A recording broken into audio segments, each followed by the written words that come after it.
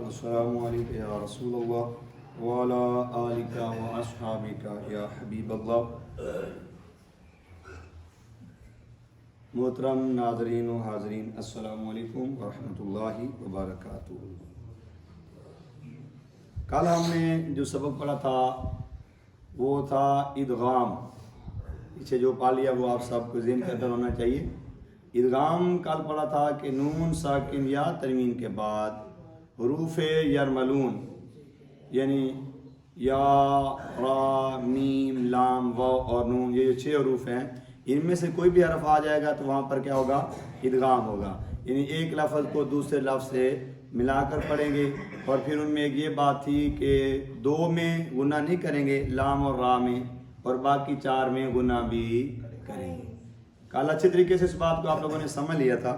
تو آج کا جو ہمارا قاعدہ ہے وہ ہے اقلاب۔ کیا ہے؟ اقلاب۔ نون ساکن یا تنوین کے قواعد میں سے یہ چوتھا قاعدہ ہے، اور اس کو کیا کہتے ہیں؟ اقلاب۔ کیا کہتے ہیں؟ بولیے۔ اقلاب۔ قاف کو بھی صحیح پڑھیے، اب قاف موٹا ہے نا، تو کیا پڑھیں گے؟ اقلاب۔ اقلاب قاعدہ کیا ہے جی؟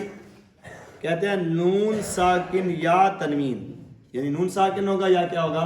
تنوین ہوگا، کیونکہ کہتے ہیں ہم نون ساکن اور تنوین کے پڑھ رہے ہیں۔ تو کیا کہا؟ نون ساکن یا تنوین کے بعد حرف با آ جائے، چونکہ ایک ہی حرف ہے یہ۔ آپ کو پتہ ہے کہ جب اظہار ہوا تھا تو اس کے لیے 6 حروف تھے، حروف حلقی۔ اخفا کے لیے 15 حروف تھے، حروف اخفا۔ اور ادغام کے لیے 6 حروف تھے، جن کو حروف ادغام بھی کہا جاتا ہے، حروف یرملون بھی کہا جاتا ہے۔ اور اقلاب کے لیے 1 حرف با ہے۔ یہ جب آئے گا نون ساکن یا تنوین کے بعد، وہاں پر کیا ہوگا؟ تو وہاں پر کیا ہوگا؟ اقلاب ہوگا۔ کیا ہوگا؟ یعنی نون ساکن یا تنوین کو میم سے بدل دیں گے۔ نون ساکن یا تنوین کو میم سے بدل دیں گے۔ دیکھیے آپ دیکھتے ہیں بہت سارے الفاظ ایسے ہوتے ہیں جن میں نون ساکن ہوتا ہے، اس کے اوپر کیا لکھا ہوتا ہے؟ چھوٹا سا میم لکھا ہوتا ہے۔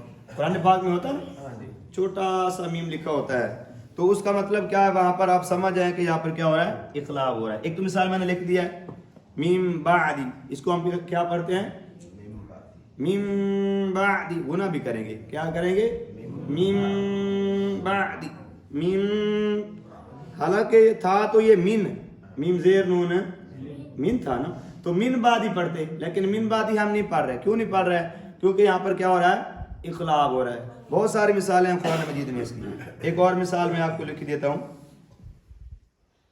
جیسے میم بقلیہا، آپ نے پڑھا ہے قرآن پاک میں، پہلے پارہ میں بھی آتا ہے یہ میم بقلیہا۔ میم بعد بھی پہلے پارے میں آتا ہے، میم بقلیہا، با زبر قاف بق، لام زیر لی بق۔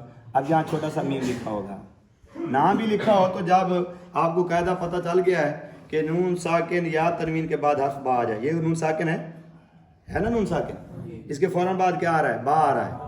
قاعدہ کیا پڑھا ہے کہ جب نون ساکن یا تنوین کے بعد حرف با آ جائے تو وہاں پر کیا ہوتا ہے؟ اقلاب ہوتا ہے۔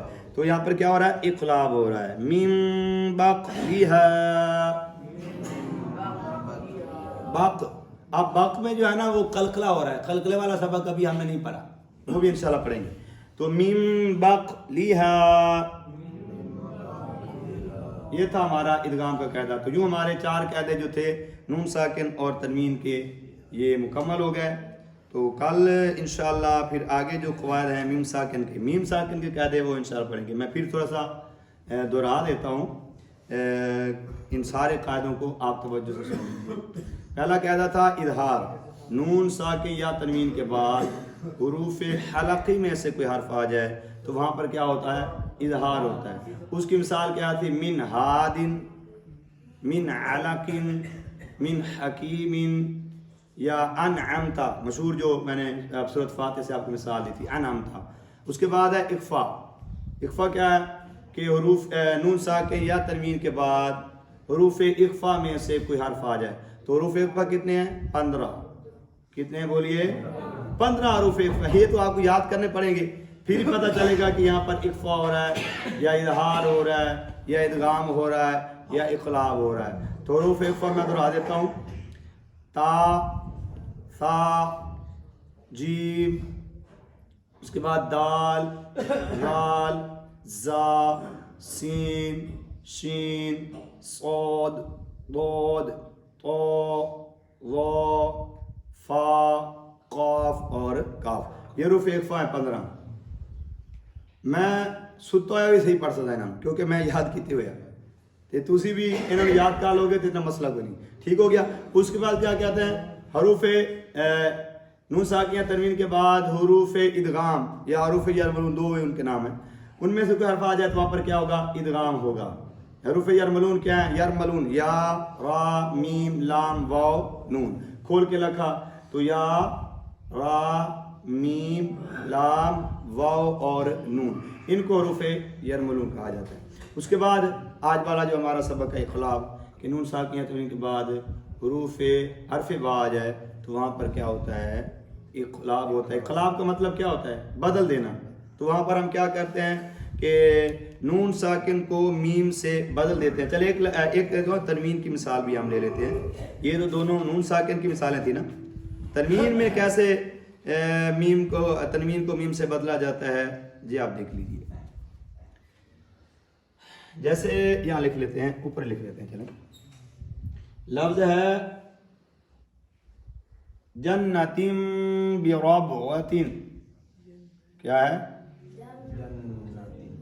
جنہ جیم زبر نون جن نون زبر نہ جنہ تا 2 زیر 3 جنتم بربوۃ. کیا ہے؟ بربوۃ. اب دیکھیے توجہ کیجئے گا ذرا, یہ تنوین ہے, بولے سارے دیکھو نا.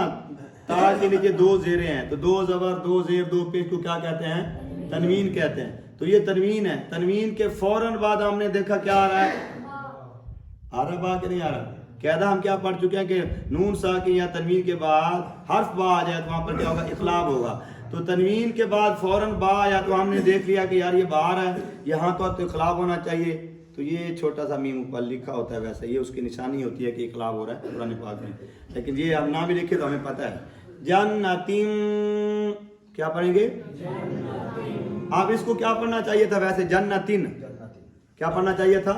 کیونکہ تا کے لیے 2 زیریں سیدھی سیدھی بات سی, اس کو ہم پڑھتے جنتن, لیکن جنتن نہیں پڑھتے. چاہے کوئی ان قواعد کو جانتا ہے چاہے نہیں جانتا. قرآن پاک میں جنتم کیا پڑھیں گے؟ تم غنہ بھی کرنا ہے نا. جنتم بربوۃ, دوہرا لے لفظ کو, جنتم بربوۃ.